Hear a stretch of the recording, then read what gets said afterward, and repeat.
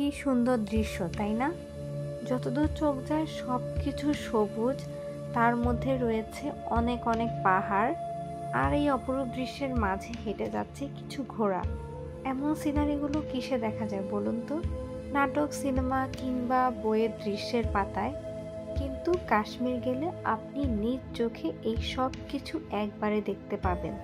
আমার আগের ভিডিওতেই আমি বলেছি আমরা দুধপাথরিতে ঘুরতে এসেছি। সেখানে এক লোক আমাদের পিছু নিয়েছে, আমাদেরকে ঘোড়ায় রাইড করে একটু দূরে একটা সুন্দর জায়গা দেখাতে নিয়ে যাবে বলে।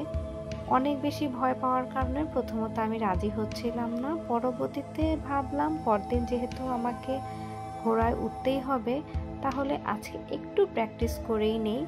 তবে যার ঘোড়ায় আমরা উঠেছি উনি অনেক বেশি ভালো ছিল আর অনেক কোঅপারেটিভ ছিল, আমাকে ভয় লাগার কোনো সুযোগই দেয়নি। আর সেন কিসে উঠছো? মাম্মা আজকে খুব খুশি। মাম্মামের ঘোড়াটা কি লাল ঘোড়া? आपको व्हाइट घोड़ा है। সাদা ঘোড়া।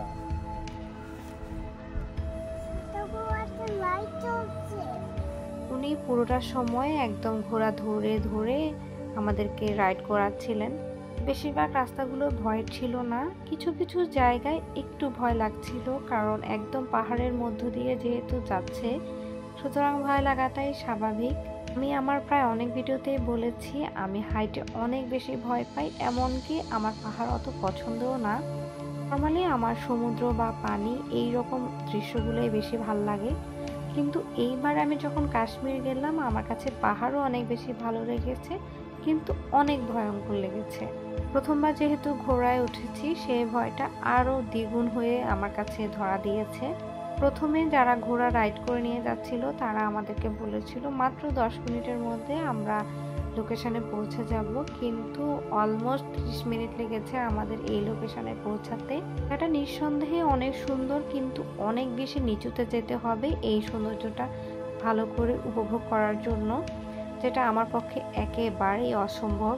যখন সেখানে দাঁড়িয়ে থেকে একটু উপর থেকে যা দেখা যায় দেখে আমরা আবার ব্যাক করে ফেলি। বলে নেই এখানে কিন্তু হর্স রাইডিং এর সময় ওরা যে টাকাটা আপনার কাছে চাইবে তার থেকে অনেক বেশি কমে আপনারা অফার করবেন, মাস্ট বি।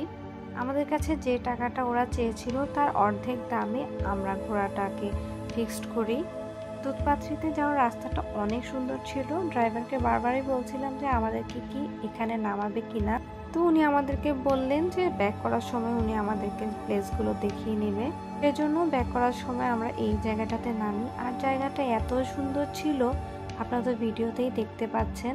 ছোটবেলায় আমরা একটা অ্যাড দেখতাম ড্যানিশ কন্ডেন্স মিল্কের, অনেকটা অমন লাগছিল আমার কাছে প্লেসটা। এখানে নামার পর আমার মন চাচ্ছিল একটা পাটি বিছিয়ে জাস্ট এখানে শুয়ে থাকি আর শুধু দেখতেই থাকি, তো দেখতেই থাকি। ছোট বাচ্চা নিয়ে আসলে কাশ্মীর ঘোরাটা আমি কখনোই প্রেফার করি না। বেবি হওয়ার আগেই উচিত কাশ্মীরটা ঘুরে আসা, কারণ বাচ্চা নিয়ে আসলে এরকম হ্যাকটিক জার্নি করা যায় না। এখানে নামার পর ফারসিনও খুব মজা পাচ্ছিল, কিন্তু ওর শরীরটা খারাপ লাগার কারণে ও তেমন একটা দৌড়াদৌড়ি বা হাঁটাহাঁটি করতে পারছিল না। দুধপাথরিতে যাওয়ার সময় রওনা দিতে আমাদের লেট হয়েছিল, সেই জন্য আসলে আমরা অনেকটা পিছিয়ে পড়েছি। 3টার বেশি বেজে গেছে, আমরা দুপুরের খাবারও খাইনি, কিন্তু এদিকে এই প্লেসগুলো না দেখে যেতেও ইচ্ছে করছিল না। রাস্তায় আমরা যেখানে যে দোকান পেয়েছি সেখান থেকে ফার্স্ট দিনের জন্য যতটুকু শুকনো খাবার প্রয়োজন সেগুলো নিয়েছিলাম ভাগ্যিস। ঘোড়া কি করে বাবু?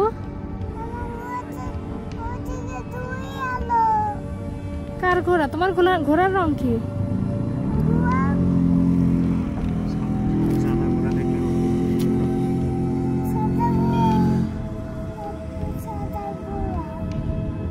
তুমি ঘোড়ায় উঠতে চাও? ঘোড়ায় উঠতে চাও?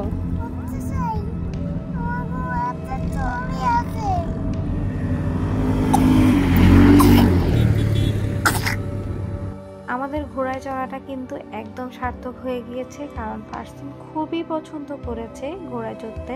এত শরীর খারাপের মাঝেও বাচ্চাটা বারবারই বলছিল ঘোড়ায় চড়বো।